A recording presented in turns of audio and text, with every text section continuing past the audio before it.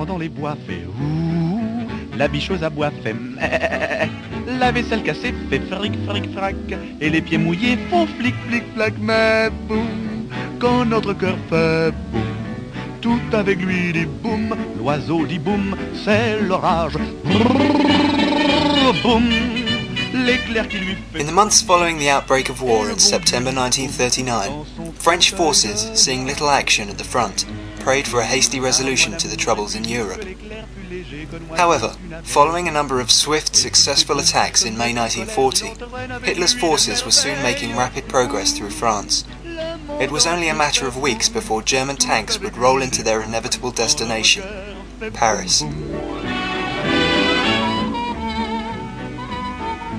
Amongst those who had fled from Paris upon hearing of the German advance was the French gypsy jazz guitarist Django Reinhardt.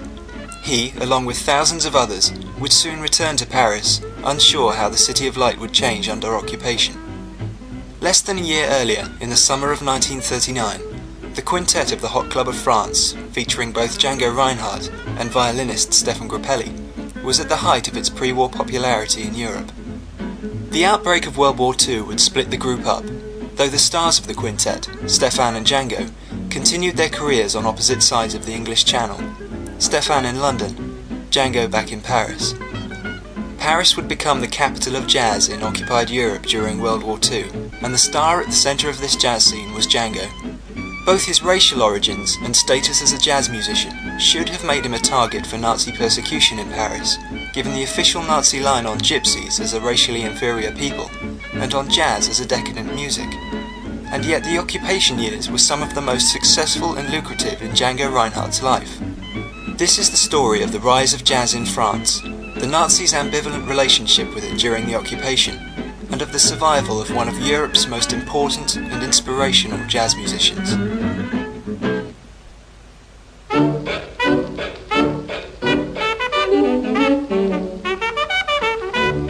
The Wall Street crash of 1929 brought an end to the strong dollar and thus to the high standard of living enjoyed by American expatriates in Paris, sending many home.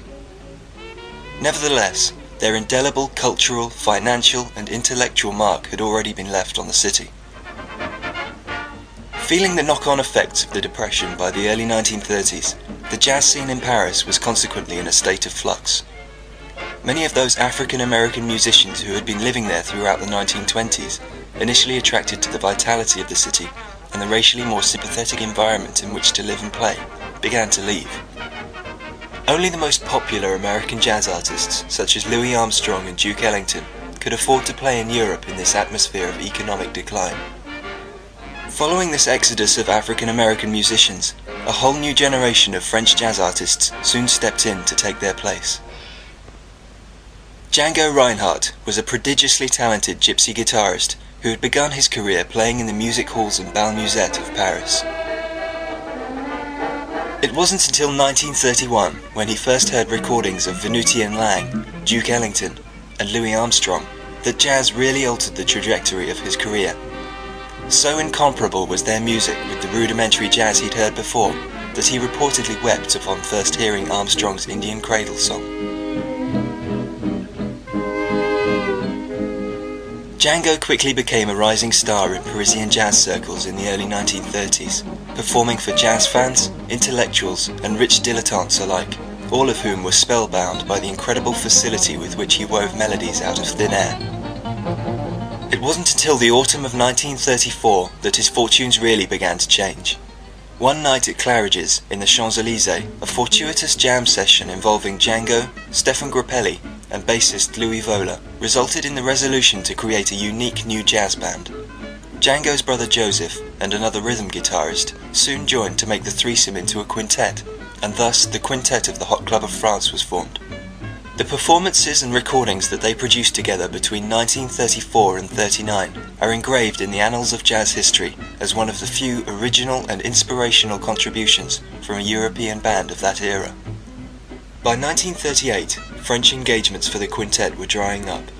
It was at this point that the quintet embarked on a number of foreign tours across Europe, appearing most frequently in England, where working conditions were better and a loyal fan base awaited them.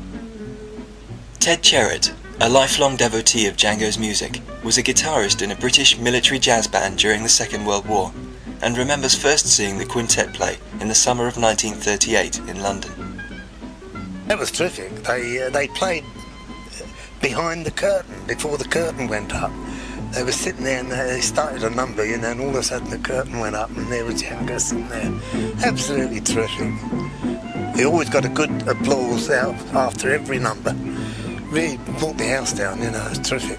But he used to sit there so quiet and still, and his fingers used to tear all over the place, you know. Terrific. With increased success, Django began to earn himself a reputation as a difficult and unreliable character, sometimes not showing up for concerts and recording sessions, all of which caused friction within the quintet.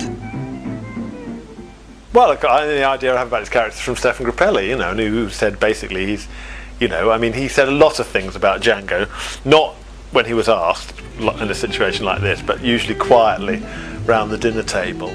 He felt very superior, I think, and he got very conceited, and this is according to Stefan, you know, and socially difficult as well, according to Stefan, you know, because he didn't talk, you know. So Stefan would say, well, I tried to avoid him after the concert because he never say anything, he sit there.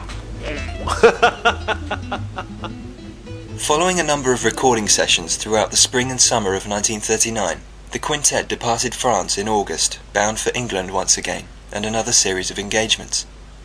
Just 2 weeks into their tour, the day before they were due to play the Kilburn State Cinema in London, Neville Chamberlain made his declaration of war with Germany.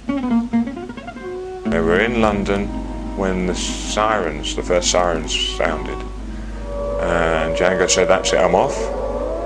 And he literally ran out of the hotel, got a taxi to the station and took the train and down to Dover and got on the boat and went home. Grappelli stayed in London for the duration of the war. So they didn't see each other again until I think it was 1946 when they got together in London again.